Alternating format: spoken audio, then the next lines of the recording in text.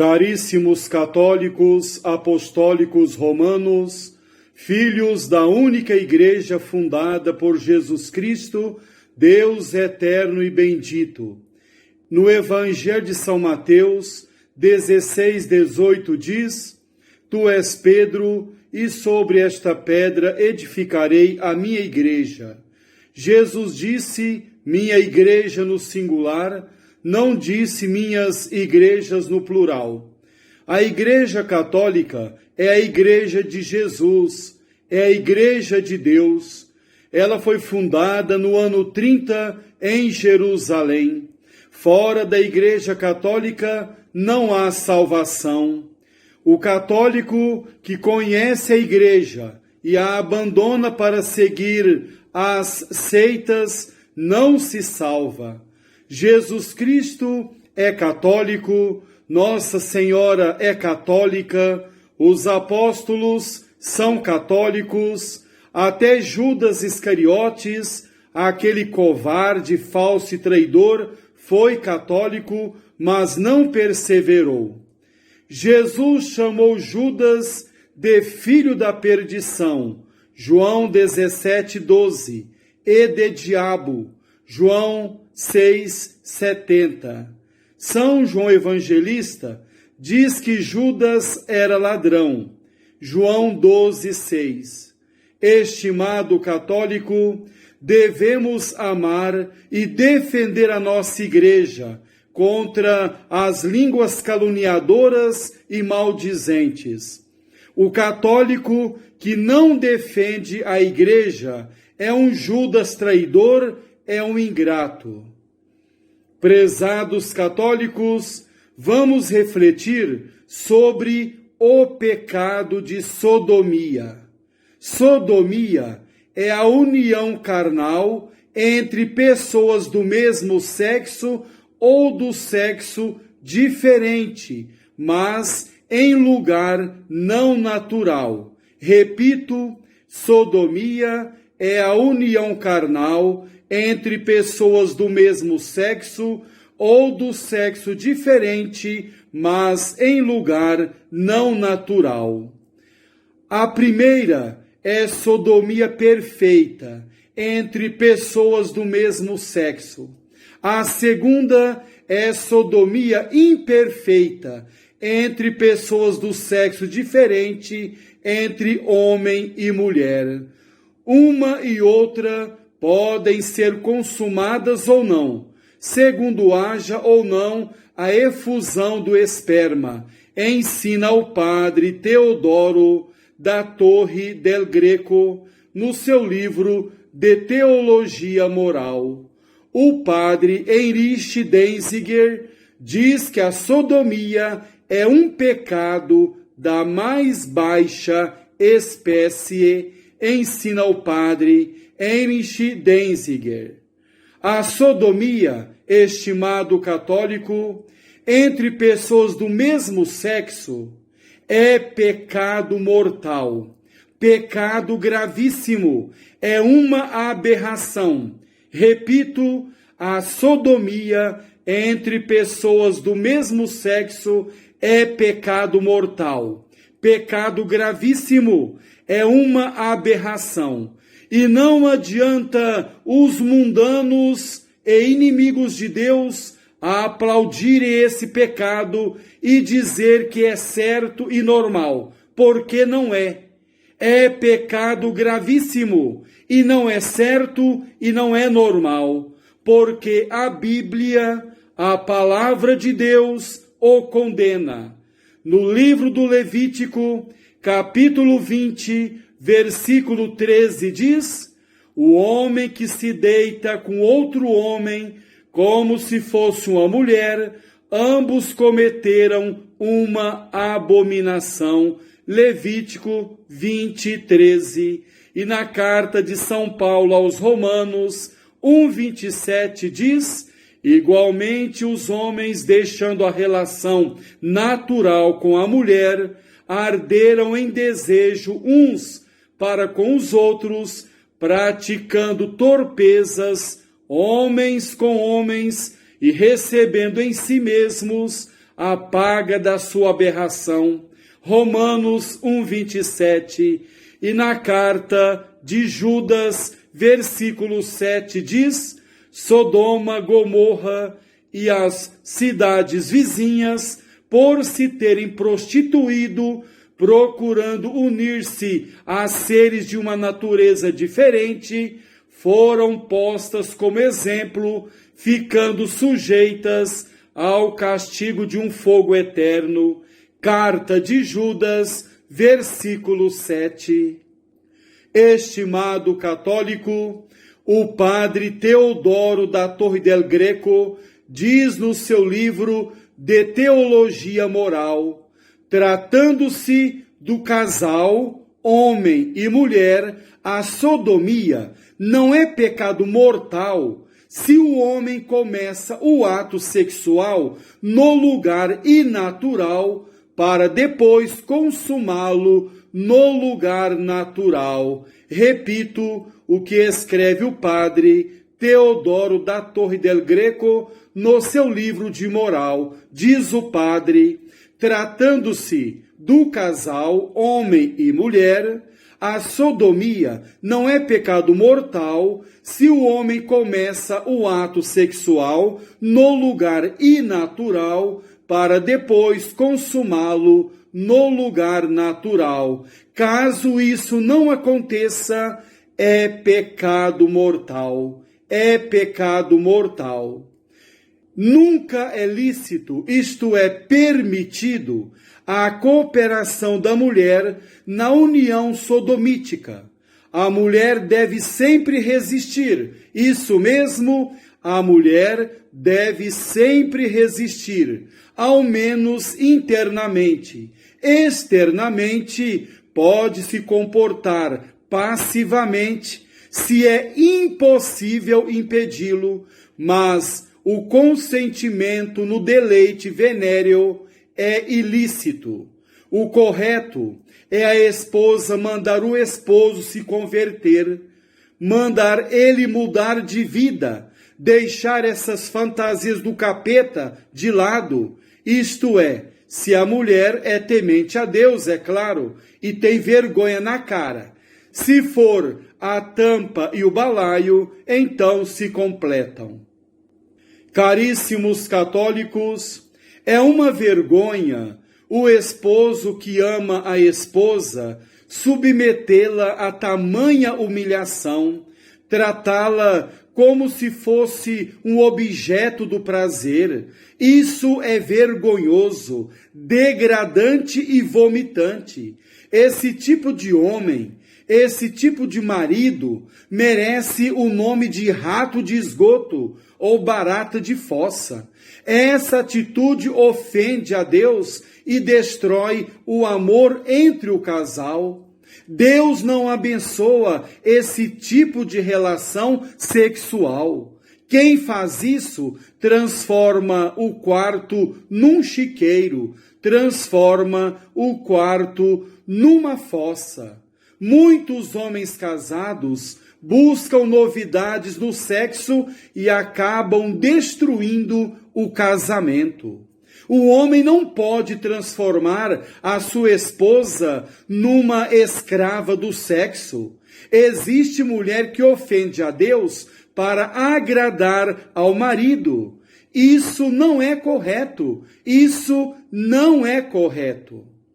O padre Léo J. 13, um sacerdote norte-americano que morreu em 1970, escreve: o sexo é obra de Deus. Sendo obra de Deus, o sexo é por natureza bom, santo e sagrado. O sexo, diz o padre, não é uma coisa má, vil e sórdida, isto é, indecente. O sexo torna-se mau e turvo somente quando é arrancado do marco divino da paternidade potencial e do matrimônio, escreve o padre Léo J. 13.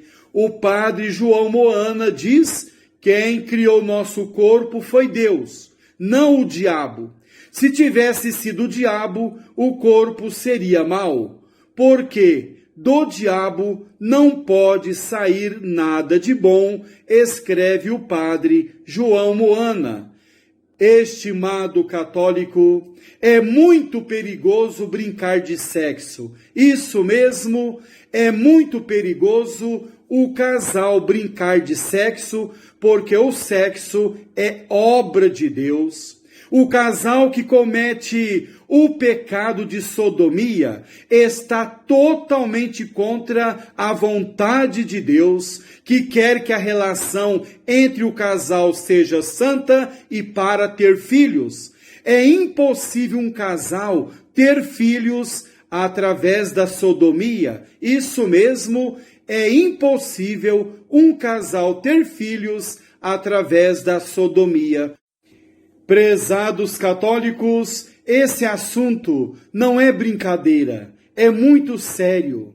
Vivemos num mundo podre e revoltado contra a lei de Deus, num mundo que guerreia contra Deus, mas Deus continua o mesmo, Ele é imutável, não muda. Estimado católico, nem tudo é permitido para um casal se tratando de sexo. Muitos casais cometem pecado mortal durante a relação sexual. Alguns casais dizem que o padre tal liberou esse tipo de sexo para eles. Padre não manda na moral da Igreja Católica. Padre não pode liberar nada. O padre tem que obedecer à moral da Igreja Católica. O padre que diz que sodomia não é pecado mortal está no caminho do inferno. Um casal pode ir para o inferno por causa do pecado de sodomia.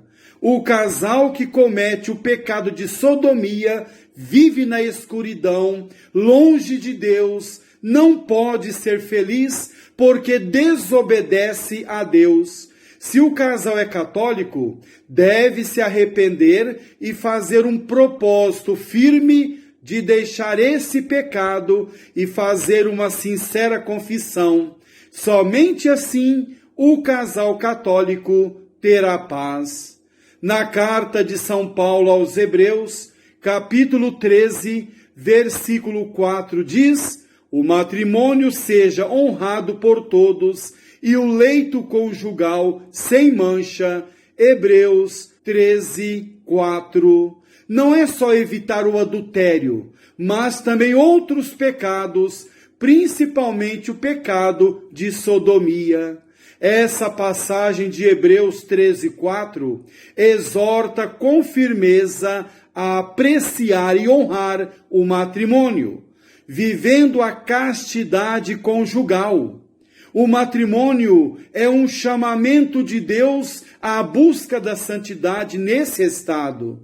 Será que um casal que teima em praticar o pecado de sodomia vive a santidade no casamento? Claro que não.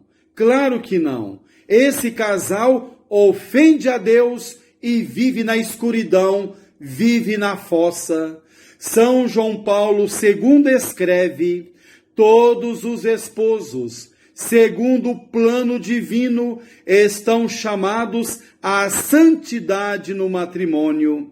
E esta excelsa vocação, diz o Papa, realiza-se na medida em que a pessoa humana se encontra em condições de responder ao mandamento divino com ânimo sereno, confiando na graça de Deus e na própria vontade, escreve São João Paulo II no documento Familiares Consórcio, número 34.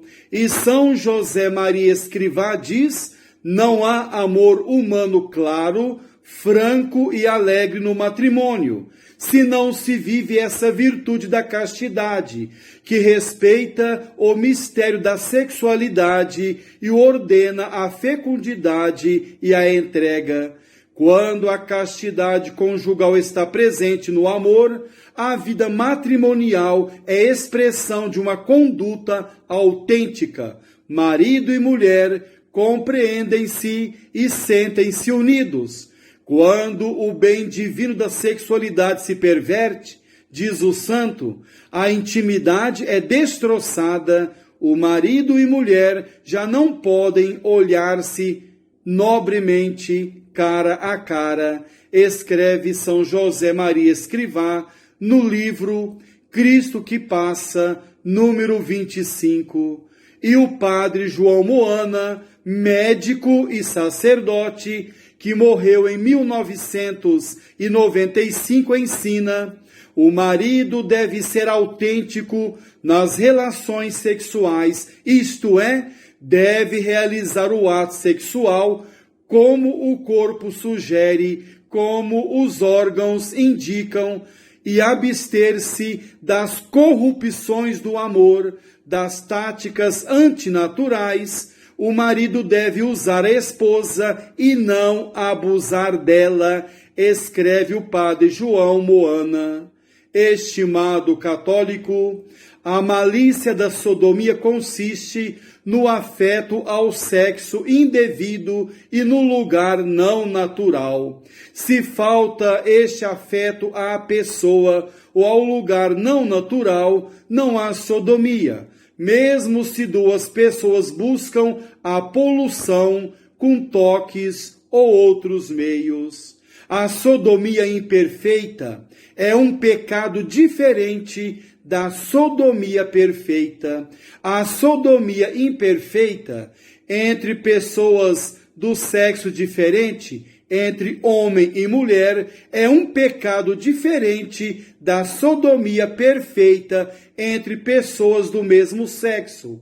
Esta, de fato, nasce do afeto ao sexo indevido, aquela ao lugar indevido. A diferença entre o pecado do agente e o do paciente verifica-se somente no caso de ter o primeiro a poluição e o segundo não. De outro modo, não há distinção. Estimado católico, a pior degradação a que se pode reduzir uma mulher é fazê-la tolerar intimidades semelhantes às relações homossexuais. Mesmo ao se tratar de casados, deve essa aberração ser equiparada, isto é, ser igualada, pelo menos na intenção que ordinariamente lhe dá origem ao nefando crime da sodomia. Estimado católico, para agradar a Deus e viver na sua presença, o casal deve evitar, custe o que custar, o pecado de sodomia. E a mulher precisa ser forte e dizer não ao marido. A mulher deve servir ao marido e não ser objeto dele. O católico deve obedecer com alegria e fidelidade à doutrina católica. Deve estudar a doutrina católica. São Pio X ensina que o católico que não estuda a doutrina católica por preguiça, desprezo, comodismo, peca mortalmente. Catecismo Maior, número 5. E o segundo catecismo da doutrina cristã, na lição preliminar, número 15, diz que o católico que não estuda a doutrina católica por negligência e preguiça, peca mortalmente.